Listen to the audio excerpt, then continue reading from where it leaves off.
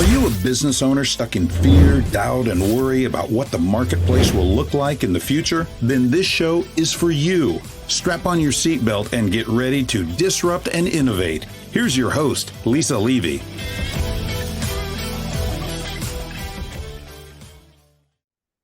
Welcome to another enlightening episode of the Disrupt and Innovate podcast. Today, I am so thrilled to host Per Sjofors, the acclaimed author of The Price Whisperer, a holistic approach to pricing power, and a distinguished member and thought leader at the Forbes Business Council and the C-Suite Network Hero Club. Per's stellar reputation as a visionary leader in pricing strategy precedes him. He's been recognized as one of the 10 most visionary leaders making a difference in 2023 by Inc. magazine, and listed among the top 50 global thought leaders in sales by Thinkers 360.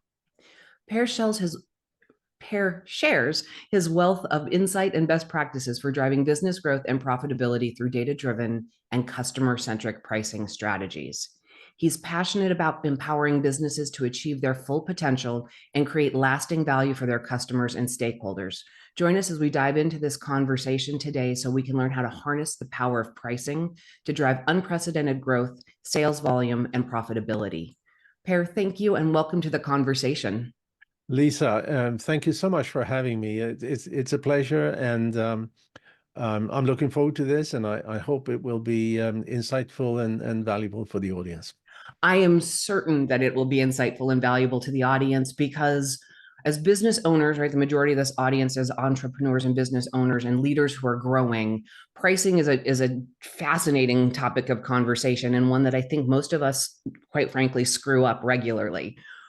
But if you would, I did a formal read, and will you give us a little bit about your background and what's brought you to what you're doing today and why it's so impactful? Start with the background. I had a chance to run a couple of companies in Europe before I came here to the US in the mid-90s to set up and run a division for what I thought was a fairly large public company, about $500 million. And then I had several other CEO positions. And in all of these companies, we did experiments with pricing only because I was interested in the topic. And some of those experiments were very successful, meaning that next quarter's revenues are up 25% or so. Others were complete duds. And what I had learned in business school about pricing was so academic and theoretical and really useless information. It didn't help us in any way to understand why some of these experiments that we did worked and others didn't. So when I set out on my own, I decided to develop a process to make every pricing experiment a success. And that's what we do, right? And over the years, we've had about 750 or a little bit more client engagements, often leading to really spectacular results. To the second portion of your question, why does it matter with pricing? Well, if you think about this, any company, big or small, right, has profits that come from only three variables, right, on the highest level. It is the total cost of the operation. It is the sales volume or whatever the company sells. And it's the price of that sales, right? And on the particular impact point, first we need to realize that it is profits that drives every company. If you're not profitable, eventually you're going to run out of cash. And you're going to run out of cash because whoever is the investors in your company, that is including yourself, right? Is going to get tired of funding a non-profitable company, right? But if we take those three variables and we do a little thought experiment and we say, let's change one of these 1% and see how it affects profits. Now, for the average company, Now, of course, there is no average company, but for the average company, if you can increase your sales volume, profit goes up by 3.5%. If, on the other hand, you can reduce your cost with 1%, profit goes up with 5.5%. If you can increase your price with 1% or decrease your discounting with 1%, because that's the same thing, right? Profit goes up 11.3%, right? So I have something I call the 1% challenge to follow up on this. And it's very simple. It is, have you ever failed to change something 1%? I don't think I have, you know. So That is an achievable number, right? When we hear lots of people talking about we're going to 10x, yeah, right? And it sounds really good, but to your point right now, everybody listening, can you make a 1% change to anything? mm-hmm. If the answer is anything but yes, there's a different problem that needs to be explored. Yes, very much so. And when you start looking at pricing in this particular light, you know, what do? Well, suddenly your salespeople have authority to discount 5% instead of 10%, right? Right. They do with but should they? Well, maybe they shouldn't discount at all. There are in certain industries and certain businesses where no discounting happens, right? There are other industries, and I remember I had a conversation a long time ago with a business-to-business software company, and the CEO said, "This is terrible. Our salespeople goes in and they start talking to customers, and the first thing they say is that, well, we'll start from a discount of 75%, and then we go down from there." You know. Ouch. So but you're right. I mean, 1% is nothing. And companies should take this, again, big or small, B2B, B2C, direct or via channel, it doesn't matter. But companies should always increase price with a few percent every year. Yeah. Because nobody's going to notice. You know, if you have repeat customers, nobody's going to notice. If you have new customers all the time, nobody's going to notice. And everything increases year over year. I mean, if you fail to do that, you're actually hurting yourself more than you probably are with your discounting practice, because you're not keeping up with the economic changes that happen year over year. Yeah, that's right. That's right. So what we bring to the market, to our clients, is a completely different viewpoint on pricing. Because I speak to CEOs every day, and they all say pricing is really important, right? Because they understand the importance of pricing, and then they go and say, or they tell their people, find your best price. What is the price? And they, or the people, say, well, how about guessing, right? Well, but that's what so many. I have almost 30 years in different industries of experience. And when it comes to pricing, if we're discounting up to 75% in this one space, and that's sort of the starting spot, and the other place, it's like, I think it feels like it's going to cost about, right? Many people approach pricing as, a never ending variable. Mm-hmm. But I think that what you're doing is really refining that through the experimentation, right? And what you've done over nearly 1,000 clients at this point, that it isn't a guess, that there really is a way to hone it in very specifically so that the price is fair, it drives value, and customers are happy to pay for it. That's right. I mean, I have much to say on this topic. First of all, on the guessing, let me tell you a story. maybe quite some time ago, maybe 8 or 9 years ago, um, I I I had conversations with a company, where the CEO says, we didn't do work for them, but the CEO said, I decided, this is a SaaS company, I decided that our price is going to be $165 per user per month.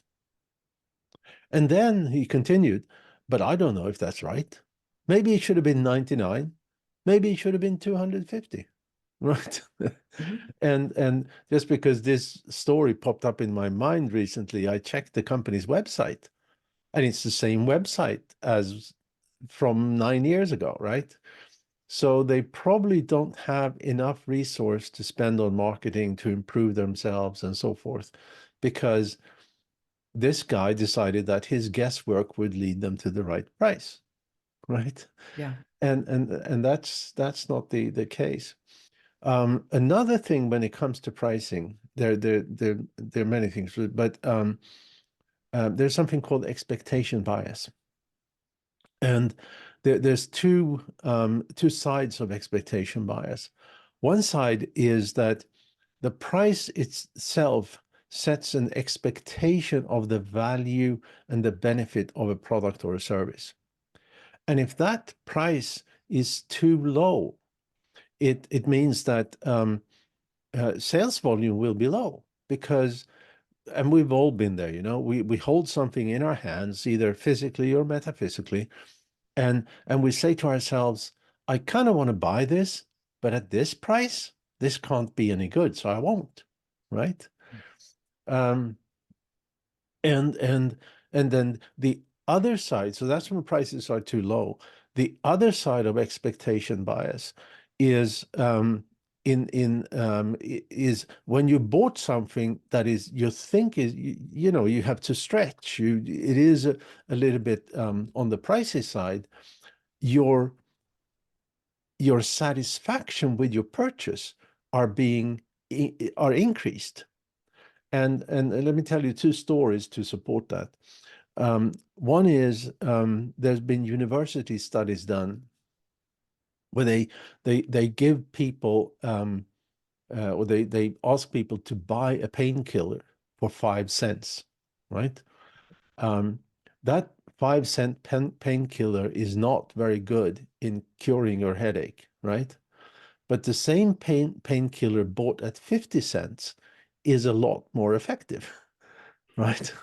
The power of the mind is we should never underestimate mind over matter, right? That's right.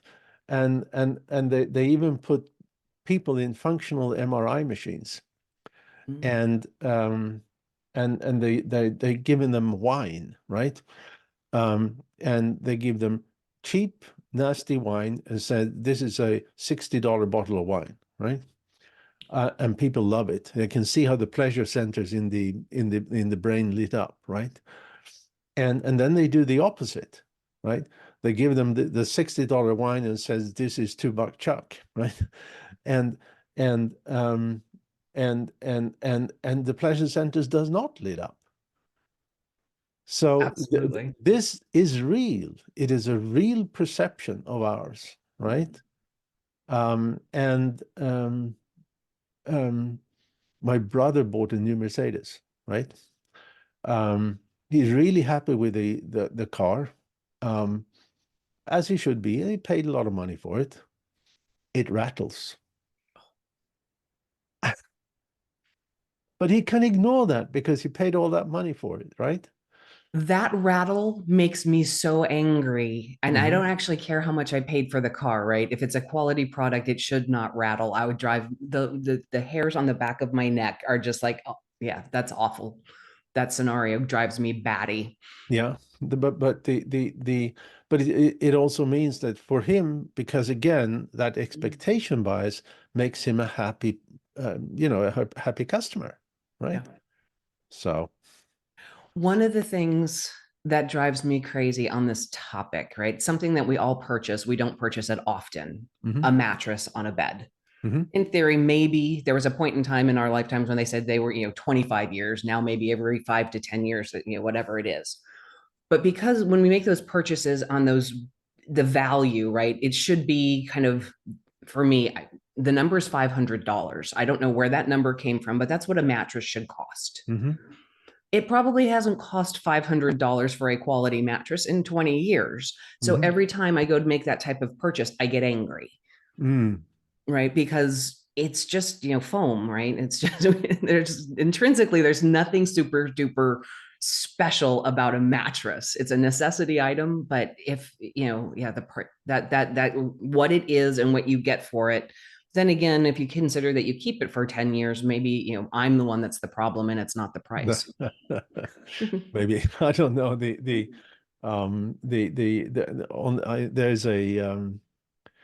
there's a mattress manufacturer in my native Sweden who sells mattresses for 28,000. Right. And for me personally, right, I find that abhorrent. Well, there's a story there, another story there. When I just started my company here, a Swiss watch manufacturer launched a series of watches made where the case was made from steel recovered from the Titanic, right? Okay. They priced those watches at 375,000 each, and they sold out the series in 2 weeks. I have no doubt. They were underpriced.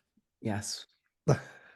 They were, right. And that's one of those truly luxury, ridiculous purchases that only a percentage of the population could ever go after, but they're willing to pay for it, right? That's because right. the money is no longer the issue. It's the status associated with having one out of however many were only produced. Yeah, exactly. Yeah. Yeah. So, and for luxury goods, I mean, price is one of the key elements that makes luxury good a luxury good.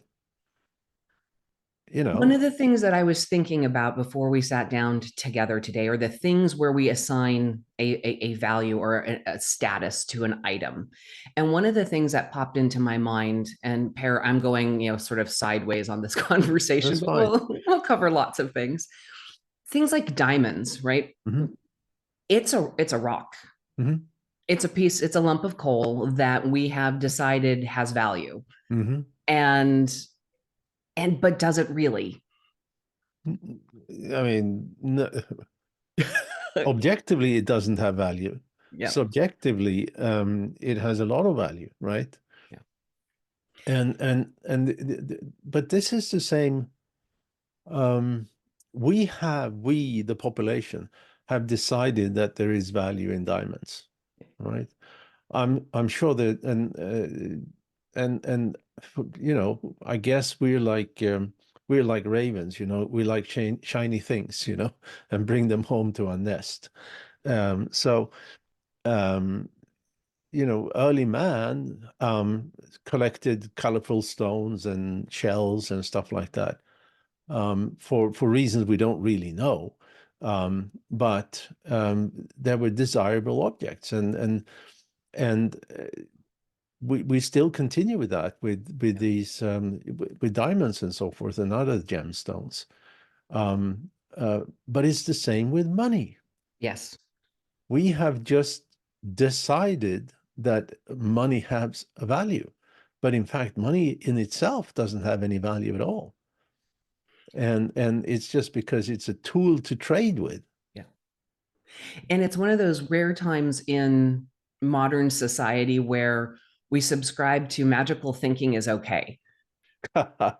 Yes. Right? There are so many things, right? You don't, there's a point in time when a child is too old to believe in Santa Claus, when, different things happen. And money is one of the great examples of magical thinking is very real and very alive in the world and global society, because we all transact with nothing.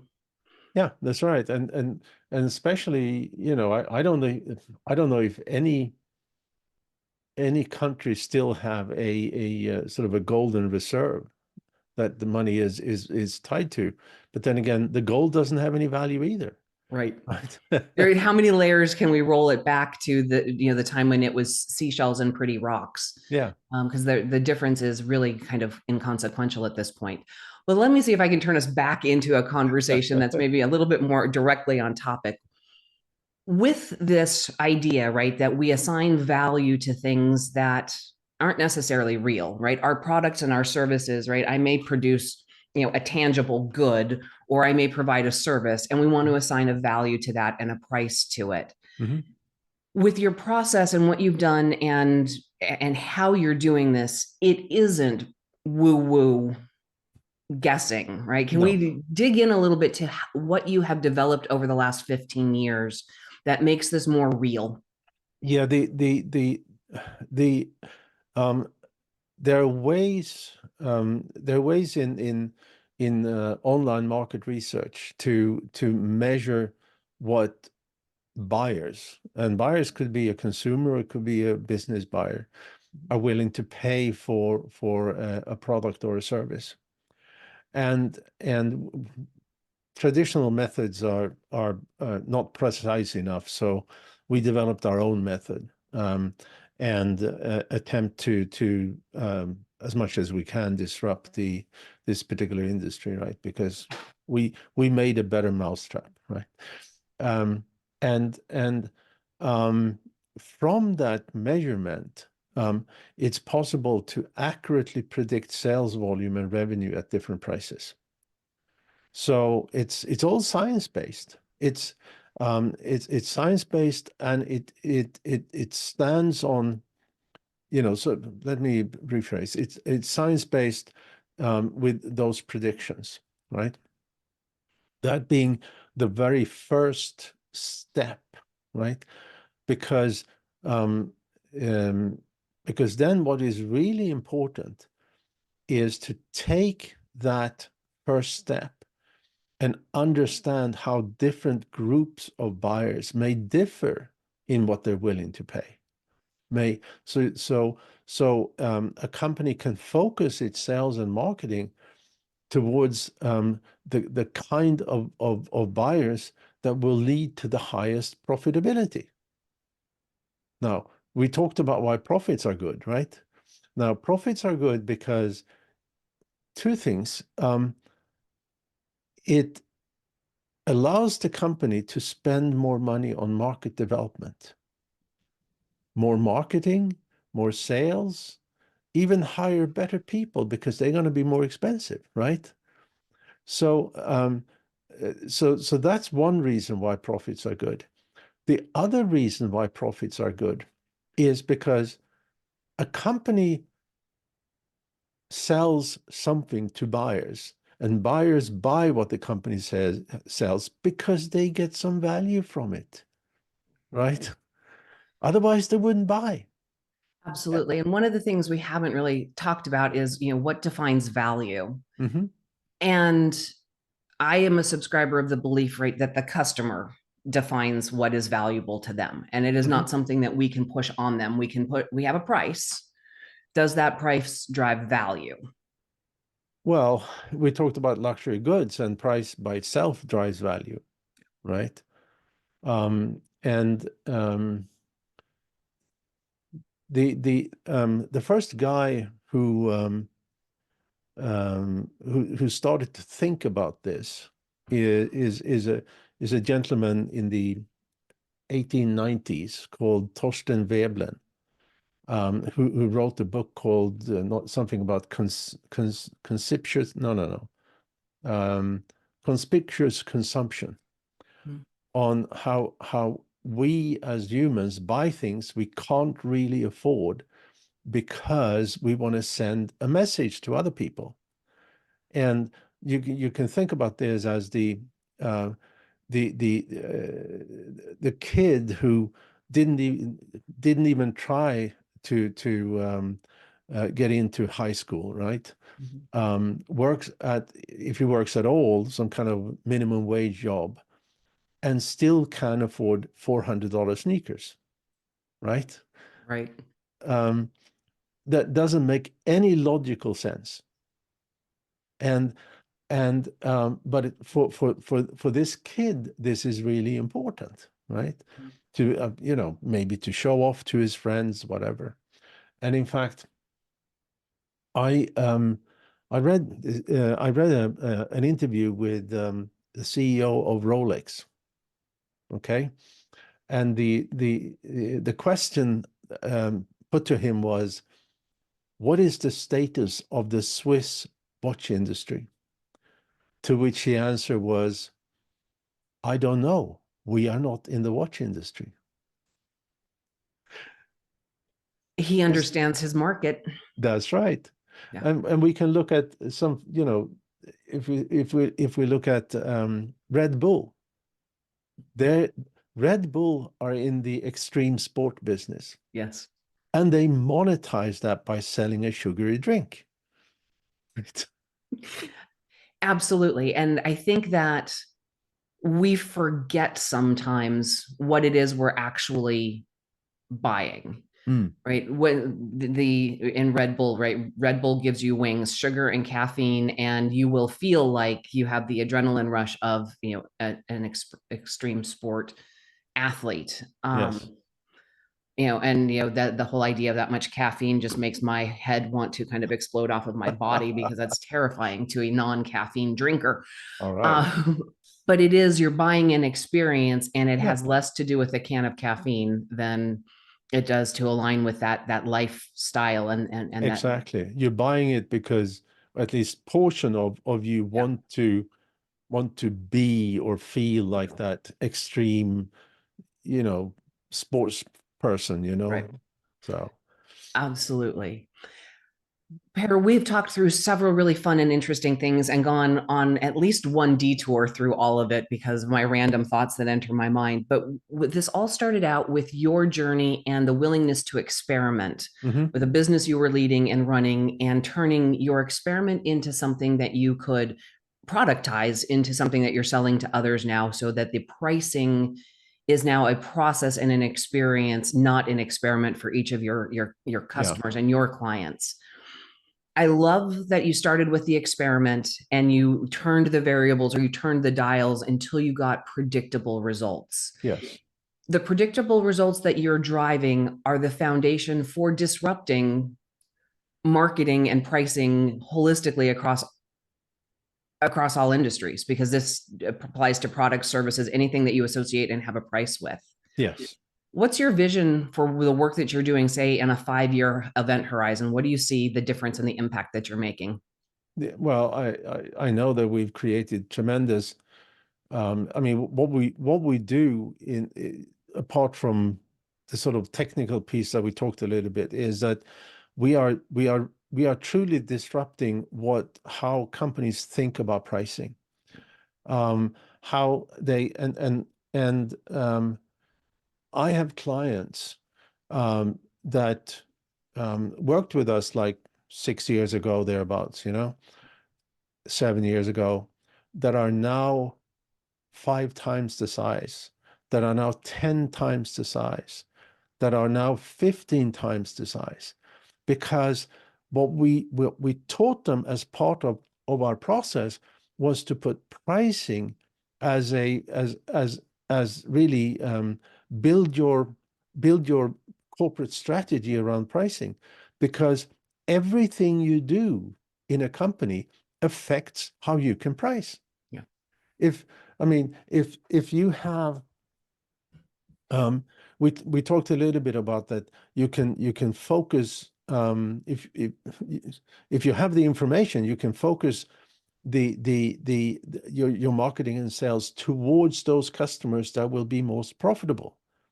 You can focus your product development towards the features and functions that give you more profit. You can focus your marketing and sales with messages and on channels that support more profit than other messages and channels. So when you look at a company, when everybody in the company, certainly everybody on a managerial level, has this 1% calculation, and you can do that 1% calculation in any company. It's very easy. When you do that and you start thinking of how does everything I do affect profitability, not only not only how much discount to allow the salespeople, but which of these 8 different marketing messages will give me more profits, as opposed to which will give me the more clicks. Yes, right. Sales that actually drive revenue, that drives profit is Yes. the key in this whole equation. Per, I love spending time with you. Thank you so much for sharing these ideas. Audience, Per set it up at the very beginning, right? A 1% change to your cost, your sales volume, your pricing. That 1% change is the foundation for your ongoing growth. And if you embrace that challenge on an ongoing and regular basis, he's already shared with you the types of growth that his clients are seeing. And it all starts with that one little piece, which is a mindset that ultimately drives culture. Per, thank you so much for joining me today. I enjoyed our conversation. Thank you very much, Lisa. It was a pleasure. And again, I hope the audience got a little tidbit of value here. I think that there's several tidbits of value in there. For the audience members, you know my rules. Don't get left behind. Join me next time. That's it for today's episode of Disrupt and Innovate. Head over to iTunes and subscribe to the show. Every single week, one lucky listener that posts a review on iTunes will win the grand prize drawing, a $15,000 private VIP day with Lisa Levy. And be sure to head over to disruptandinnovate.com and get your free copy of Lisa's gift. And join us on our next episode.